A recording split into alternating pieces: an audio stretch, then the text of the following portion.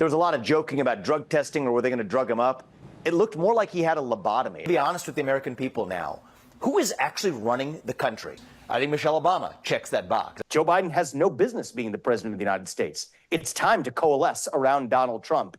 We've had a lot of conversations about the future. I am rooting for the strongest ticket that we have seen in my lifetime. Welcome back to Rattlesnake TV, guys. In this video, we are going to be watching Vivek Ramaswamy's response to the presidential debate, as well as his rhetoric surrounding Trump's potential VP pick. And I wanted to cover this because, first of all, I just always like to get Vivek's insight on things. And second of all, these are the two burning questions right now. If Sleepy Joe's out, what are the Democrats going to do? And also, what kind of a cabinet is Trump about to put together? So let's get into the first few clips, starting with Vivek's response to the debate, and then we'll get more into the weeds as we go. Do you think there might be calls amongst Democrats, I know you're not a Democrat, to replace him? I mean, the fact of the matter is this man cannot continue as maybe even make it to the end of this term as the President of the United States. I have deep concerns for our own country, even for the next 6 months with this man in charge. When you think about the greatest threats that we have faced in our lifetime to the homeland of the United States of America, and that this is the man who's the commander-in-chief supposedly making those decisions, that should be frightening to every American. And I do think that we are due for a Democratic Party that has a reckoning ahead of it to say that if this man is the best they could put up, that says everything you need to know about the modern Democratic Party. But I think Trump came out unambiguously. Do you think that Trump won this? The floor is yours, your reaction to that debate. Well, look, I was in Atlanta last night, got back to my home in Columbus today, and after sleeping on it, my conclusion's the same as what we saw last night, which is this was sad for the United States of America to see the current president, Joe Biden, in the mental state that he's actually in. There was a lot of joking about drug testing or were they going to drug him up. It looked more like he had a lobotomy. And I just think that that's a sad thing speaking as an American, regardless of partisanship. When you think about the country that has produced the greatness of innovation and the leaders leading companies in the private sector, to see the person who's leading the federal government himself be as absent as he was yesterday, I think is really a damning indictment of the modern Democratic Party. I thought President Trump did a good job.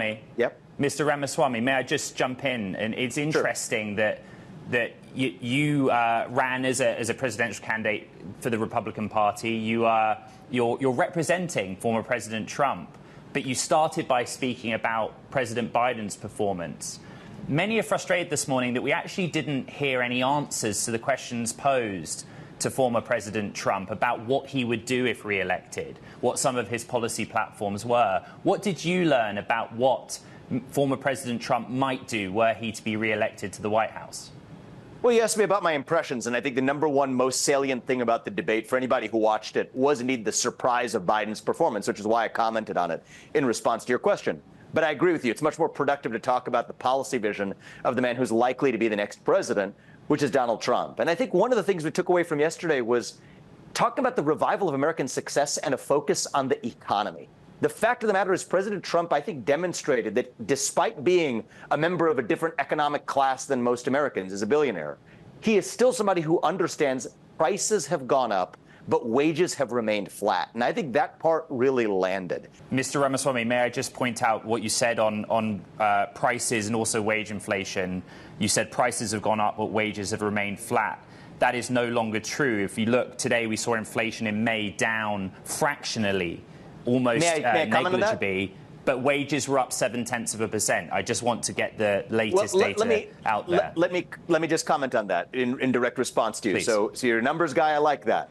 As you well know, I believe you well know, inflation is accumulative, right? So that is the inflation rate. But inflation over the course of the last several years, you want to look at actual many consumer goods and products, are up by over 50% since the time Biden took office. How much does a carton of egg cost? How much does a car cost? How much is your electric bill? Those are undoubtedly higher than when Joe Biden took office. And it is a hard fact that wages have not gone up at the same rate. So I don't want to play this verbal jujitsu of the last month's numbers. If you want to get into facts, I'm all in favor of it. Those are the hard, indisputable facts.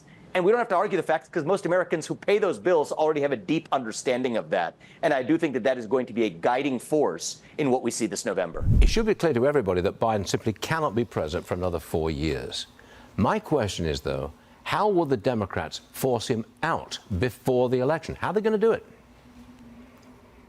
Well, the reality is, Stuart, the first step was having this debate in the first place. This is the earliest ever televised presidential debate in U.S. history, and the first one that occurred before the nominating convention of either party. That was not an accident. The Democratic camp, supposedly Biden's camp, but it was really the Democratic machine, argued for this and negotiated for this for a reason. The reality is they deserve to be honest with the American people now. Who is actually running the country? Who is in charge of the United States of America? After last night's debate, I don't think there's a single person at home who saw that who believes it's Joe Biden, because it's not. But we deserve a government that tells us the truth. And I think one of the concerning questions for right now, not even the election, I'm talking about today, the next few months leading up to the election, is who is actually leading the United States of America? The Democrats and the White House have not offered a clear answer to that question. And if they tell us that's Joe Biden, we now know that is a lie. And Americans, I think, demand the truth because our security determines and depends on it. There's supposed to be another debate in September. I think it's September the 10th or the 11th. The 10th, I believe it is. Do you think it'll take place? The reality is the Democrats may have a very different plan that they have yet to be transparent about with the public, and we're going to have to see what happens in the next 2 months on that front. Former Missouri Senator Claire McCaskill, she's wondering why Kamala Harris or Gavin Newsom aren't throwing their hats in the ring. So, Vivek, who do you think will run if the Democrats push Biden out? Who they got? Well, look, I think they have a lot of people who are aspiring to that seat, but they have an identity politics problem. They have a Kamala Harris problem. If there's one person who's less popular than Joe Biden, it is actually none other than Kamala Harris, the person waiting if something happened to Joe Biden to take the presidency. So the reality is they have to pick somebody who solves that woman of color label. That's what they've adopted. It's their words, not mine, that I think have shackled their range of choices. I think Michelle Obama checks that box. I think many people who check even one of those boxes of being diverse, I think they're tethered to that in a way that makes it very difficult for them to put up another person that otherwise would fail their own identity politics purity tests. But the reality is plenty of other people want to step up into the void. The reality is they have been non-transparent. They have lied. They've lied about the fact that Joe Biden is running the country. And I think that dishonesty persists no matter who they put up. Funny, Stuart, you were at the debate. When I was at the NBC debate last fall, one of the things I said was the Democrats needed to be honest that it was not going to be Joe Biden as the nominee. It was laughed off by the left as a conspiracy theory then. Well, it's become reality today, and we have to confront that truth. So an interesting response from Vivek there that I'd like to unpack a little bit. And it seemed as though he's got sort of a two-pronged response to what we saw. The first of which being, who the hell is really running the country? Which is an extremely reasonable question to ask, and a not so subtle way of saying that it is the deep state who is running the country and who is pulling the strings, and not the Democrat Party, not Joe Biden, not Kamala Harris. And he's actually been super outspoken about this, especially during his time running, when he was calling the politicians on the Democrat side and the Republican side, for that matter, puppets, which is what they are. And this is a major selling point for him and for Donald Trump, two guys who advocate for draining the swamp, for defeating the deep state. We have begun to drain the swamp of government corruption. And I spoke to him about this exact concept during my interview with him on the Reality Based podcast, and the episode is literally called How to Dismantle the Deep State. There's a really interesting clip of Vladimir Putin talking with a Russian journalist, and he says that he's seen many presidents come and go. They all want to make a big change, but then when they get into office, the men with the briefcases come in and they tell them how it goes. And I think he's referring to the deep state. So when the men with the briefcases come and try and tell you how it goes, what's your response? You're fired. That's the answer. So if you guys would like to check that out, and if you guys would like to check out the Reality Based Podcast new YouTube channel and the audio platforms, I'll leave that below, and I'll leave that in the end screen of the video as well. And so the second prong of his approach is obviously discussing that the Democrats need to do something different. They need a new plan. And guys, Vivek would obviously know more than he leads on, and he would know more than we know. So the fact that he is so heavily implying that it's going to be Michelle Obama who steps up really says something. And I believe, as much as this pains me to say, that if she was to come in, she would be an absolute knockout candidate for the Democrats. She would come in and sweep up the female vote for breakfast, the black vote for lunch, and then for dinner. She would come in and grab all of those Democrats and all those centrists who don't quite know who they want to vote for. They don't want to vote for Donald Trump. They don't want to vote for Joe Biden. Michelle Obama comes along, and now they have something to get behind. So ultimately, I think it would come down to whether or not it's feasible, whether or not it's logistically possible, but also, and most importantly, whether or not Big Mike would have the desire to do that rather than just hanging around at Martha's Vineyard and paddleboarding with the kitchen staff. I mean, personally, I put her as the third most likely because even with the identity politics in mind, if Gavin Newsom was to come in, it would be like for like in that regard because he's a white male, Joe Biden's a white male, they could still have the black female as VP if Kamala retains that spot, and you tick the boxes. We need you to be Mamala of the country. And also, I actually think that it's a really good possibility that Kamala Harris steps up. The problem is she's been putting on this childish, cackling, autistic grown infant, overtly fake glued-on smile type act since she's been VP. And this may come as a surprise to some, but I actually don't think that she's that stupid. I think it's pure theater. I mean, she used to be a top prosecutor, so she would have had to been in the courtrooms and all that. I mean, that says something, doesn't it? Apparently there was also a murder that he confessed to last July. What do you know about that? Not much that I can talk about, but it'll come out in the case as the case proceeds. All right. Well, what time will he be in court today? And will he actually appear? Because this is an arraignment, correct? Yes, it's an arraignment, which means that he will formally be told of the charges against him, and at that time he can then plea. 99% of the defendants at arraignment plead not guilty, and then we'll proceed from there. Is he being held in jail, or is he in San Francisco General Psychiatric? He's being held in the custody of the San Francisco Sheriff's Department. All right, Kamala. Thanks for talking with us. So there's always the chance that she steps up, comes out, makes a very stoic, straight-faced speech, uses some big words, drops the whole sort of autistic child act, and then maybe with that does some damage limitation to her abysmal reputation, and people would at least think she's better than Joe Biden. Look, But I don't know. Apparently at the moment she's even more unpopular than him. So anyways, on to the next part where Vivek discusses Trump's potential VP pick. And this is a very important topic. Charlie, I think the good news is I talked to a lot of people who have been successful multi-billionaires, investors, et cetera, who even a year ago, entrepreneurs who wouldn't have thought of even publicly voicing support for Donald Trump, who after a performance like last night, I think do feel some license to say, you know what? Joe Biden has no business being the president of the United States. It's time to coalesce around Donald Trump, even if we don't agree with everything he says. And I think there's a temptation on our side. I even feel some of this when I have those conversations to sort of be annoyed, to say, okay, where were you a year ago? And where were you 2 years ago? And why weren't you saying the same thing?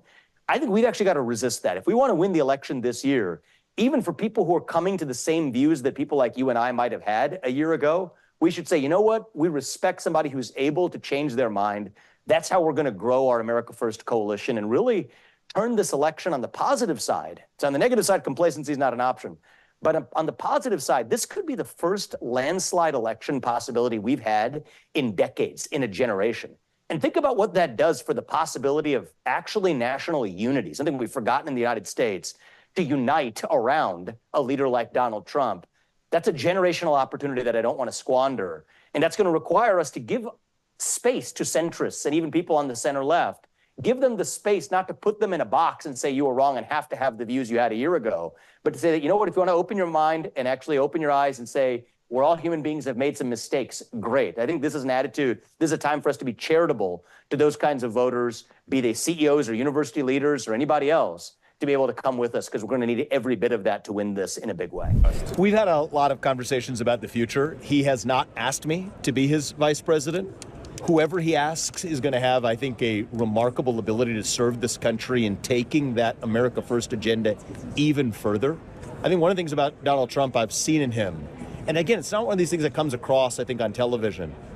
He is more ambitious for this second term to be even more successful on what we all view as a successful first term. And I think that's a beautiful thing. And so whoever he asks, I think, has a great opportunity, but also duty to serve this country. And I am rooting for the strongest ticket that we have seen in my lifetime. I think that's what we have the potential for this fall.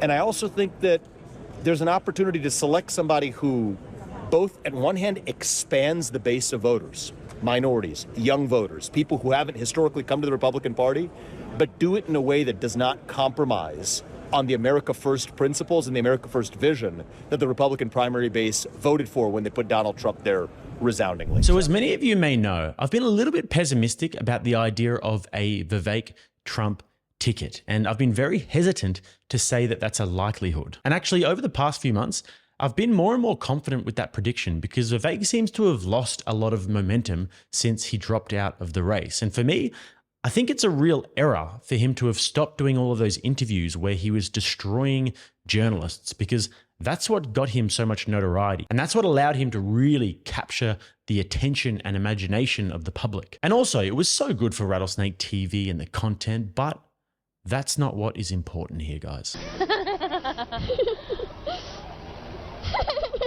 Anyways, I've been more of the opinion that Trump will go with a sort of vanilla normie, just an obsequious body who will be there to tick a few boxes, agree with everything he says, and definitely not steal the light. I spoke with Rita Panah here on Sky News about this. What do you think the chances are, you're in the US at the moment, of him ending up as the VP pick? A lot of people are in Trump's ear saying he's not a good option.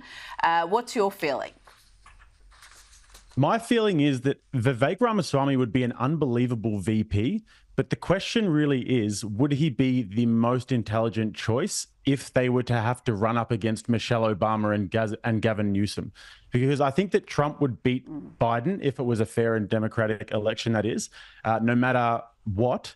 However, if the Democrats were to come and roll out Michelle and Gavin, I think that it might work in Trump's favor a little bit more to have somebody who's a little bit more of a cool, calm sort of presence, perhaps a female, maybe somebody like Dr. Ben Carson. So I think the politically intelligent thing to do if he was to go up against them would be one of those options.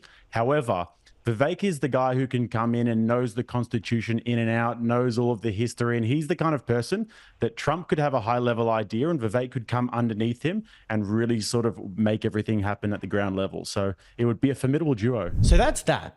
But it seems as though there just is a lot of talk at the moment about a potential Trump and Vivek ticket. And it's surprising to me, but actually amazing. Vivek seems to just be sticking in there and staying in the fight. And check out this poll I did on my community tab yesterday where I asked you guys who you think Trump will choose as his running mate. And it's not who you would like him to choose, it's who you think he will choose. 63% of you believe it will be Vivek. So, I mean, you guys have been way more consistent and optimistic about this than I have.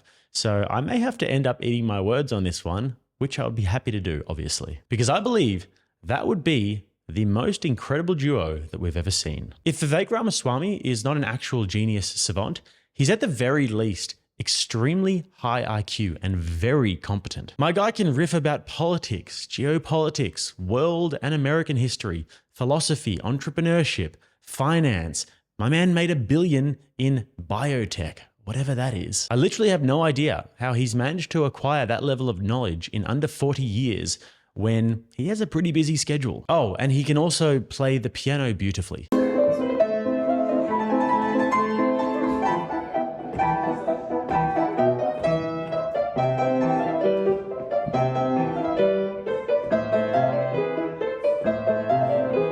Okay, Vivek, we get it now. But seriously, you don't get smart, competent people like this in politics very often. Normally you get pretty average, dumb sort of people who aren't really good at anything and who are happy to sell their soul in the pursuit of power. So having Vivek to Trump would be like a Scottie Pippen to Michael Jordan, be like an Alexander Hamilton to George Washington. Rather than having a moldable body next to him, Trump could have a force of nature that helps him to make sure that his vision comes to fruition. Trump can say the big, bold statements, and then Vivek can get in beneath him and start putting the pieces together. Because that's what he does. He gets things done. He works tirelessly to make things happen. And he's very popular. So I think it would be a masterstroke. So, I mean, this is just a huge moment for both parties. Does Trump take a risk and put together an Avengers-type cabinet? Or does he play it safe? Do the Democrats choose their next step based on logic or ideology? So guys, if you enjoyed that, don't forget to like the video, subscribe to the channel. And if you'd like to find my socials, you can find them below, as well as all of the links to the reality-based podcast, audio platforms, new YouTube channel, interview with Vivek, all that good stuff. And if you guys would like to watch that Vivek interview, you can click right here. And also a clip from that one, you can click right here. Till next time, I'm Jake. This is Rattlesnake TV, keeping you armed and dangerous.